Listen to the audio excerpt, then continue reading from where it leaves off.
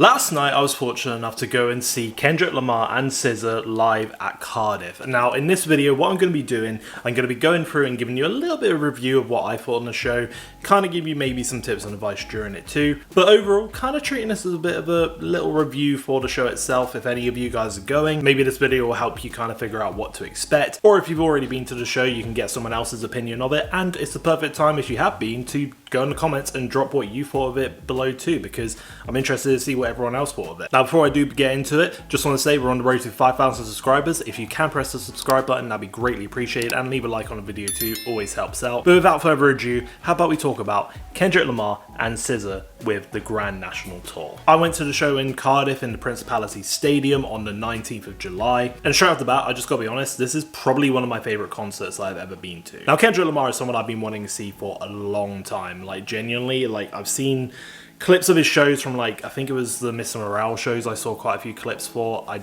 just never really thought to go to those shows, I don't know why, but when it came to the Grand National Tour, I kind of just had a moment where I was like, this feels like it's a bit of history in the making, and I feel like if you miss out on the show, you're missing out big time. So when I saw tickets were being released for it, I knew I just had to snag some of them just so I could go and see the show, because I think Kendrick is on a bit of a generational run right now in terms of what he's been doing in hip hop and music. And I think if there was any Kendrick tour to be a part of, I think this is the one to be a part of. And on top of all of that, you're not just getting Kendrick Lamar with this show, you are also getting SZA, which just makes it an absolute beautiful pairing of artists that bring together almost two different audiences to make a really unique experience I don't really feel like we've had when it comes to any tours like this. I think there were some really beautiful moments of production, and particularly for me, one of the things I really liked is some of the visuals and kind of the sort of like general storytelling over the show itself throughout the entire thing. Like you basically get clips where they show like these different videos of like Kendrick or SZA getting interviewed, and that was kind of how they would reintroduce themselves when they went between each other's sets. But a lot of the like skits they were kind of doing throughout was really fun, and kind of like how they were being like interrogated. So everything around the sort of like visuals they were doing for the show, really amazing. I think probably one of my favorite parts of visuals was probably, I want to say it was for N95. I'm looking on my phone at the photos I've got of that scene, but I didn't actually take a video for it. But it's just the way they had different camera angles on like the back of the screen. It just like looked really sick. I really loved that side of it when it came to that song. When he did like that, I loved how the room just kind of like went red. That was a really nice touch, and obviously it like links into the whole vibe of We Don't Trust You. Genuinely, I love that section of the set list. And then probably one of the most like standout moments of the entire just like set itself was All of the Stars. Like genuinely, that song just like that kind of felt almost like the peak of the entire show, and like quite like that almost could have been like the perfect outro if they did All the Stars at the end, to be honest with you. But genuinely, All the Stars is probably just like, that's when like the entire show just like hits a proper like high note. Not that everything after that sort of like went down a bit, because it almost felt like that was almost like the middle of the show, but everything afterwards, not that it didn't like hit the mark or anything, but it kind of felt like you've just reached the peak and now you're just like, you can't reach that bar afterwards. Not that there weren't still moments afterwards that are really cool. Obviously probably the most hyped up one that everyone's a part of was Not Like Us. Pretty much everyone was screaming the words to that song, unsurprisingly. I think also one of my favorite parts of the production is actually the start and the end, because the way the show starts is with a little bit of a clip of like them driving the GNX car, and then it appears on the stage, and even like the tires are spinning out with smoke machine kind of coming out of it, and then it goes from the film on the screen to actually realizing that, oh, it's actually filming Kendrick and SZA in the car, and then they get out. Or I think it's just Kendrick came out at the start of it actually, but obviously the car is like a massive part of it, and I really like the car being used as like a form of the storytelling throughout the show, because it starts the show, and also a little bit of a spoiler, but it also does end the show as well, because at the end of the show when they finish their set, they basically both get in the car and then the car disappears into the stage. Really love that as just like a small bit of visual storytelling, and also seeing that car on the stage just looks absolutely amazing. And I really do love how they kind of like transform it into something completely different by making it like, obviously the car itself is the Kendrick side of it, but then they throw on all these like leaves on top of it to make it look like it's been grown over, which adds the whole SZA side of it. And I feel like that was a beautiful visual, and whoever came up with that that absolute genius creative. So my thoughts on the overall show is actually genuinely incredible. I had such a good time. If I had to give it a rating, I would probably say 9 out of 10 is probably as low as I can go. And that's not to say it's a perfect show or anything, because there are like certain like little bits that kind of like felt a bit off at times, but I still had an absolute blast with the show. And if you are going, you're gonna love it. If you've already been, I'm sure you know exactly what I'm talking about when it comes to the experience of the show and how good it is. So very quickly, kind of just going to speak about timings. This might help some of you who are planning on going to the show. But for us in Cardiff, the gates opened at 5, and then obviously the support act you get for the show is DJ Mustard. Now I'll get onto him a little bit more in a second, but in terms of his timing, he came on the show about 6:45, so about an hour 45 after the gates had opened, and his set was about 30 minutes long, so that basically kind of gave you a little bit of a chance to warm up to the show. So that takes you around about to 7:15-ish. It could have actually been earlier, because I just remember when we were sat there, we were kind of like thinking it felt like it was taking a while to get to SZA and Kendrick. And I think they actually came out about 7:45, could have been 8, but it was around that sort of 7:45 mark where they were coming out. But it sort of just felt like time at that point was just like taking forever to sort of get to them. And I think what also kind of like didn't help that fully is it felt like Mustard's set went quite quick. Not that that's always a bad thing, but it did almost feel like he almost like sped through it a little bit. And I think that's a good point to like bring up Mustard, because honestly, I really enjoyed his little set that he did. Like, I think it was a really good way to just like kind of like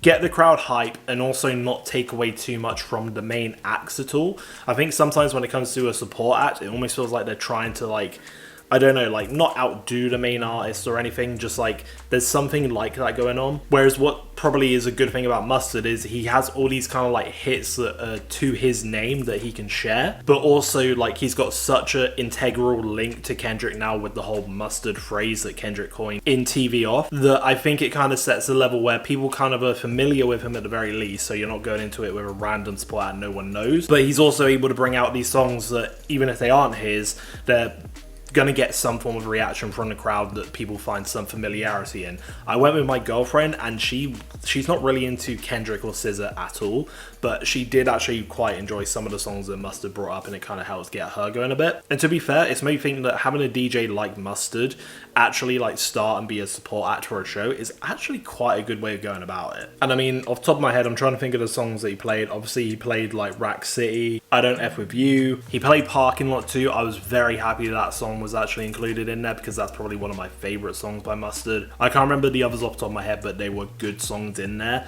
I think the only thing that I could say about it is like, I know with DJing it is a lot about just like cutting between different songs like left, right and center, but I feel like there was opportunity to sort of like let some breathe a little bit more and sort of like get a bit more playtime in there. But it's definitely worth sticking around for Mustard and seeing him perform, because it's just like a good way to just start up and get amps for the show. And I'm currently just looking through the playlist that someone's put together on the show. Ignore the pink line that is on my phone. I don't know how I've done that.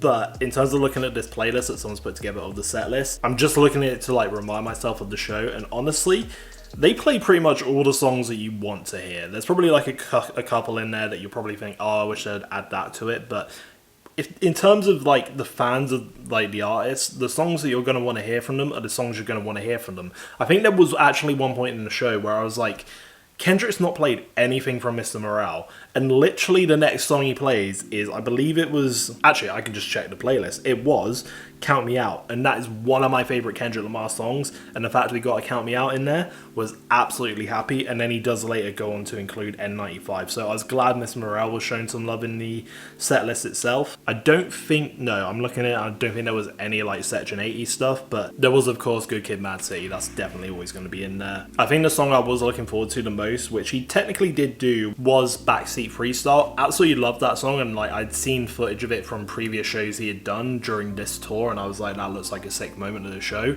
For the Cardiff one, it was kind of like he started the song, got everyone else in the crowd to do the chorus, and then he did like a little bit of the verse, and then maybe gave us another chorus for us to do, and that was it.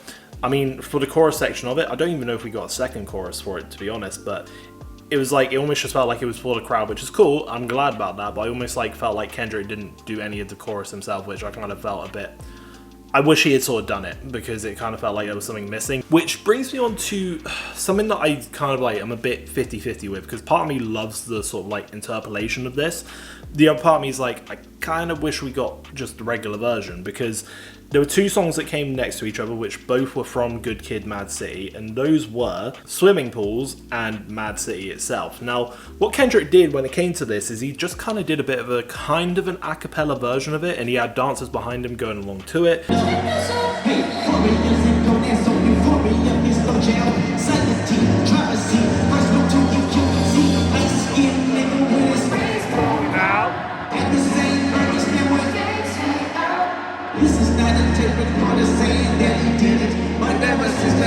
I've been looking at it different. On its own, it looks really good and sounds really good, and I actually really did like it as a performance and a way to kind of like switch up the songs. However, from a more crowd perspective, it was a bit anticlimactic, because those are two of Kendrick's like best songs, especially on Good Kid, Mad City as an album. Those are two of the best songs on it, in my opinion. But one of the issues I was finding in the moment anyway was kind of felt like he was leading up to a beat drop that was never gonna happen. So what I mean by that is it almost felt like he was gonna do the first verse of Swimming Pools, and then you'd get to the kind of chorus, and then it would sort of drop a beat, and then you go into the music side of it, and then that's when the crowd can then get hyper. What actually happened is it got to that bit, and then it went into Mad City, which then you kind of get the same feeling. He's doing a whole a cappella bit that's going to lead up to the main bit of the song, where the music's going to then drop in, you'll get some flames go off or whatever, and then you'd get the section that everyone can then just like kind of go in for and get amped for. But that never came, which was kind of unfortunate for those two songs, which is why I'm a bit 50-50 on that section, just because it just like, it was really good, but it also just like, you're kind of missing out on like two big hype songs, which kind of makes it a little bit give or take. So that was kind of a little bit of a part where I was a bit like, not disappointed, just maybe let down a tiny bit. I think probably my favorite in there is Euphoria. He did the entire 6 minutes of that song. Super glad. For me, in my opinion, Euphoria in that whole diss, whatever you want to call it, battle, or just like all the songs that came out of that, I think Euphoria was Kendrick's best. Yes, Not Like Us is probably the biggest hit out of all of that, but Euphoria for me is the song I enjoyed the absolute most out of those series of tracks. So to see him give that track so much love in the set list, I'm super happy about. When it comes to the SZA side, I'm like a very casual SZA fan. Like, I absolutely, like, when I dive into her music, her tracks pop up in my playlist, I really like her stuff, and I think she's a really good like artist to listen to, and I have a lot of fun when I do listen to her music. I'm just not familiar enough when like a song of hers like starts playing and like recognizing what song it is, or even as it's continuing playing and like kind of like knowing which song it was. But obviously I'm still able to enjoy it. So in terms of me and kind of like breaking down like my thoughts on her side of it when it came to her set list, I can't really give too many thoughts and opinions on SZA, but if you go and look at the set list on Spotify, you'll see whether or not you'll like the sort of songs that were played. I enjoyed what she did play. And it's worth mentioning too, the visuals and the production that went on for her songs is just as good as the Kendrick ones. If not, I think they stand out a little better in terms of what she did. It felt like Kendrick was more of like a performance sort of side in terms of like getting the crowd going, whereas SZA was a bit more like the production of how it looks. Like at one point she's literally riding a giant ant. Like you can't get as like crazy as visuals like that. And she was also flying with wings at one point. Can't forget to mention that part of the set. Like her set and her side of it, absolutely like so creative and just like so different to watch. So, and I think that's a good way to put it actually. There's something for everyone, which kind of brings me on to the next stage of what I want to speak about this video, is the whole like kind of like Kendrick and SZA side, and I'm already kind of speaking about it, so it's a good way to sort of like just transition and continue talking. The way I would describe them as a collaborative performance was they complemented each other quite well. You would get Kendrick come on and do mostly very amped up performances, getting the crowd going, everything like that, whereas then SZA would come on and it would be a bit more chill, mellow and relaxed, kind of like still getting the crowd going, still keeping them hype and whatnot, but just like in more of a kind of like listen to her voice and enjoy it more sort of sense. So like for example, where I was in seats, a lot of what you would notice would happen would be Kendrick come on, everyone stands up.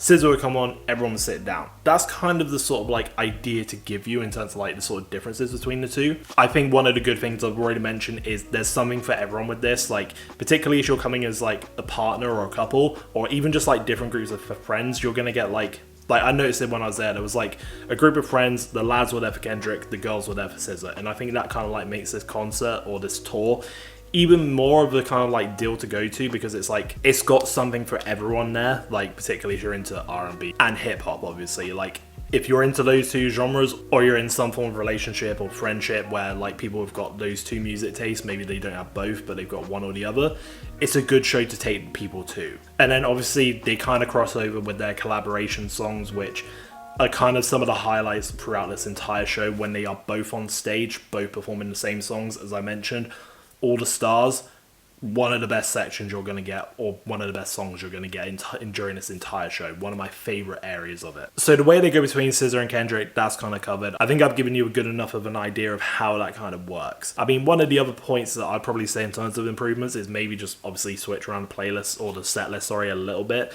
I think All of the Stars is probably a good one to do nearer the end, but again, they end with Luther going to Gloria, and it fits in better with the whole album of GNX and everything, so I kind of understand why they've done it the way they've done it. But All of the Stars is probably one of the biggest highlights on there. And that is kind of everything from the show.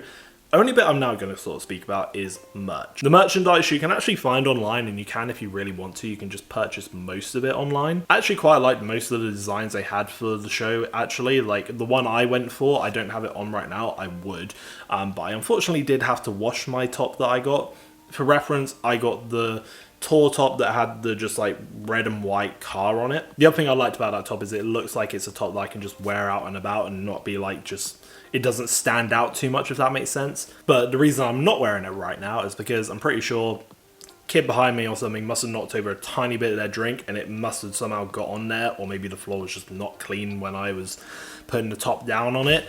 And it basically just got like something on the top, on just like the shoulder bits of it, which was very annoying when I looked at it this morning. But luckily it has come out in the wash and it's not completely ruined, so there was that. In terms of pricing, it was a little bit more than I was expecting. Like, it was 50 quid for the top I got, which I would probably, like, when it comes to like a show, like just a gig or concert or whatever, I'd almost expect maybe 30 to 40 quid. 50 quid felt like a lot, but in terms of the quality of the top, it does feel good. I think one of the ones someone in Discord mentioned that was worth getting, I think you can get a poster there for like 10 quid that's probably worth picking up. I didn't really notice it, to be honest, when I was there, but yeah, it's worth getting. And also, and just as a bit of advice for anyone going to the merch stuff, don't always feel like you have to go to the one that's outside. That tends to be the one that has like the biggest queue, because like more people who maybe aren't even going to the show, they can get access to it. So what I would always advise, is what I tend to do for shows, is just don't bother with that one that's outside, just go to the one that's inside. And especially if you're on a bit of a higher level, there tends to be less people going to those ones, so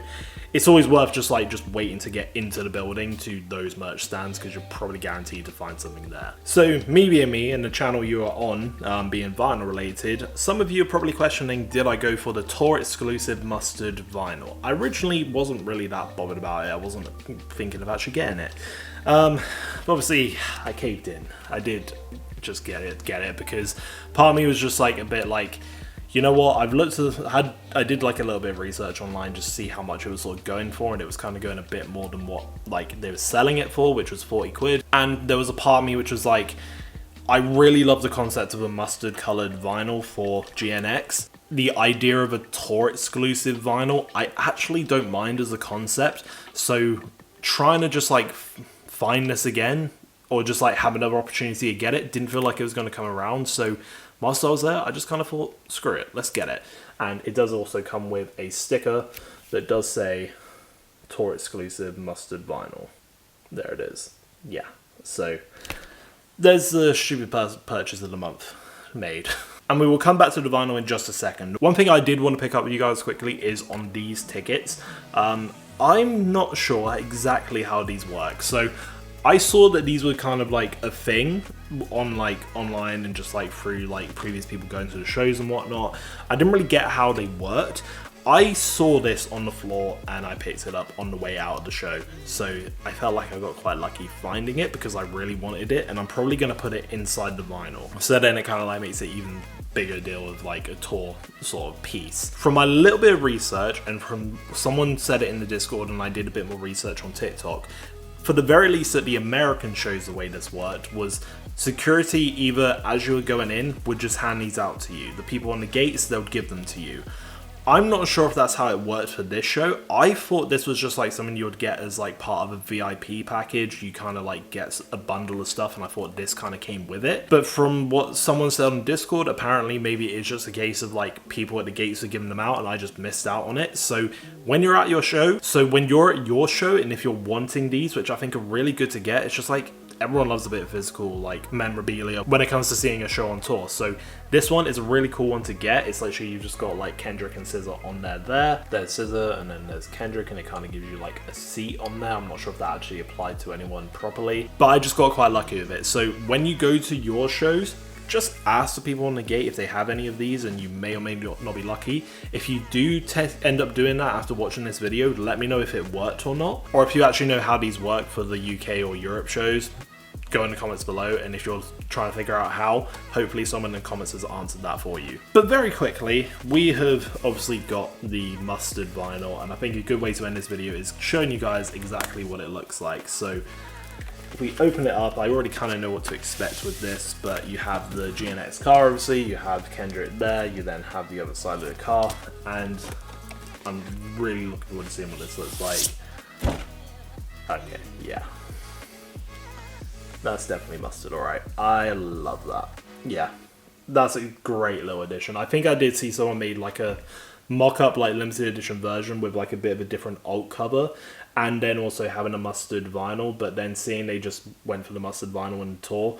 You know what? I'm not mad about it. I think that's a really cool little addition, and I think I do have a bit of a problem when it comes to vinyl variants, and I do have a bit of an agenda against them. However, I think a tour exclusive vinyl, I'm actually not that against, and I think this is quite a cool one with the whole mustard color variant of it. I think that's actually really dope. So if you are debating about whether or not you want to get the mustard variant, this is what it looks like. Hopefully that gives you a bit of an idea if you want to get it or not. So there we go. We now have the Kendrick Lamar limited edition tour exclusive vinyl in the collection, which I'm very happy about.